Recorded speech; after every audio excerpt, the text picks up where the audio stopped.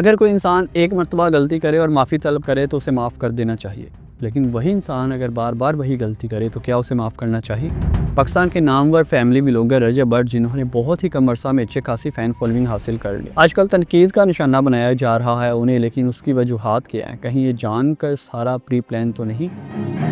आज हम दो पहलुओं पे रोशनी डालेंगे जो सामने आए हैं। पहला पहलू तो ये कि कहीं सारा कुछ जानबूझकर तो नहीं किया गया व्यूवरशिप लेने के लिए, क्योंकि पहले जब नमाज का मामला हुआ तब भी अच्छी खासी व्यूवरशिप मिली, उसके बाद क्रिश्चियन कम्युनिटी वाला मामला हुआ तब भी अच्छी खासी व्यूवरशिप मिली, तो हो सकता है कि तीसरी मरतबा व्यूवर की भूख ने इनसे ये करवा दिया,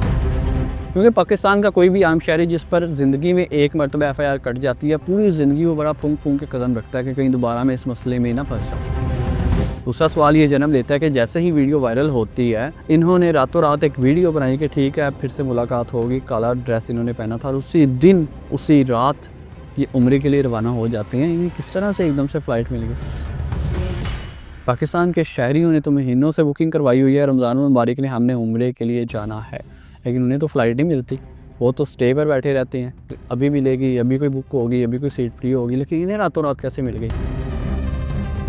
दूसरा सवाल ये जन्म लेता है कि कोई इंसान जिसने एक ब्रांड लॉन्च किया, परफ्यूम ब्रांड, उसके बाद उसका एक आर्टिकल लॉन्च किया 295 के नाम से, और उसने उस पर रिसर्च ही ज़रा नहीं की। आपके तो इर्द गिर्द पूरी लीगल टीम बैठी हुई थी वकला हज़रात की, क्या उन्होंने आपको मशवरा नहीं दिया कि 295 का मतलब ये है, ये ना लॉन्च करो? क्योंकि पाकिस्तान में कोई भी आम शहरी क्यों ना हो, क्यों ना लीड क्लास से उसका ताल्लुक़ हो, जब भी वो कोई चीज़ मार्केट में लाता है, अपनी कोई चीज़ इंट्रोड्यूस करवाता है, तो उसके पीछे प्रॉपर रिसर्च शामिल होती है कि मैंने इसका ये नाम रखा है और क्यों रखा है, किन बेसिस पे रखा है। तीसरा सवाल ये पैदा होता है कि इस मामले को इतने दिन गुजर चुके हैं, अभी तक रजब भट्ट के रेड वारंट क्यों नहीं जारी किए गए, इन्हें क्यों नहीं वापस बुलाया गया और ये वापस क्यों नहीं आए? क्या ये सारी गेम असाइलम अप्लाई करके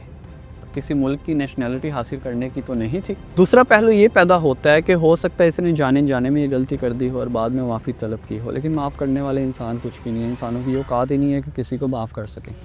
माफ़ करना ऊपर वाली ज़ात का काम है। लेकिन अगर दूसरे पहलू के साथ जाते हैं तो बहुत से सवालात फिर से जन्म लेते हैं, जिनमें से सबसे अहम सवाल तो यह है कि क्या ये इतना ही जाहिल इंसान था जिसकी 6 मिलियन से ज़्यादा फॉलोइंग है,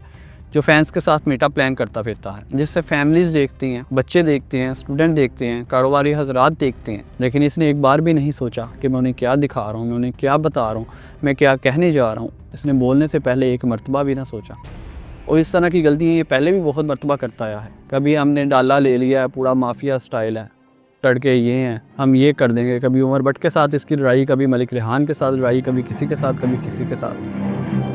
क्या पैगाम क्या दे रहा है हमारी नौजवान नस्ल को, हमारे बच्चों को क्या पैगाम क्या दे रहा है कि आप एहसास कमतरी का शिकार हो जाएं, आप सोचना शुरू कर देंगे हमारे पास ये नहीं है, इसके पास ये है। और लोग देख क्या रहे हैं? इस तरह के जाहिल इंसान को देख रहे हैं जिससे बोलने की तमीज़ नहीं है, मैंने क्या बोलना है, जिसने एक मरतबा भी नहीं सोचा कि इतनी पब्लिक मुझे देखती है, अल्लाह पाक ने इज़्ज़त दी है, मुझे इतनी पब्लिक देखती है, तो मैं बोलने से पहले कुछ सोच लूँ। अगर बोलने से पहले नहीं सोच पाया तो अपलोडिंग करने से पहले मैं सोच लूँ, एडिटिंग के दरमियान मैं सोच लूँ, एक बार प्रीव्यू कर लूँ कि मैं क्या अपलोड क्या करने जा रहा हूँ, मैं लोगों को बताने क्या जा रहा हूँ, मैं लोगों को दिखाने क्या जा रहा हूँ। इससे ये सब कुछ सीखेंगे हमारे बच्चे, हमारे नौजवान, हमारी फैमिलीज़, ये सब कुछ गेन करेगी इस जाहिल इंसान से। मैं तो इसे जाहिलियत कहूँगा। हो सकता है आप लोग कमेंट सेक्शन में मुझे अच्छा खासा तनकीद का निशाना बना रहे हों, लेकिन मैं इसे जाहिलियत बोलूँगा। मैं इसे उसकी भी जाहिलियत बोलूँगा और इसकी जाहिलियत के बाद उसे सपोर्ट करने वालों को भी मैं जाहिल बोलूँगा। कि आप लोग पैगाम क्या दे रहे हैं पाकिस्तान का पूरी दुनिया में,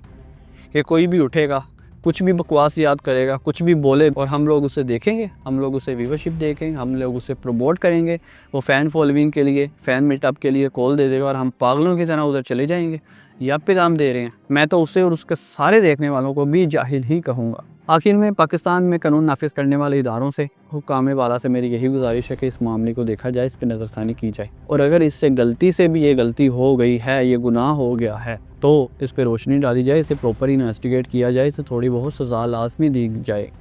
ताकि इसे भी अकल आ सके, इसे भी शऊर आ सके कि दोबारा मैंने कुछ भी बोलना है तो सोच समझ के बोलना है, और इसे देख के कोई और दोबारा से ये गलती ना करे। मैं उलमाए कराम से ये इल्तमास है, ये गुजारिश है कि कोई एक्शन लिया जाए, कोई बयान जारी किया जाए, कहीं ये ना हो कि बहुत ज़्यादा देर हो जाए और सुलेमान तसीर वाला हाल रजब भट्ट का भी कर दिया जाए। वीडियो आपको अच्छी लगी, बुरी लगी, जैसी भी लगी कमेंट सेक्शन में लाजमी बताइएगा, और कोई भी फ़ैसला करने से पहले एक बार दिमाग से सोचिएगा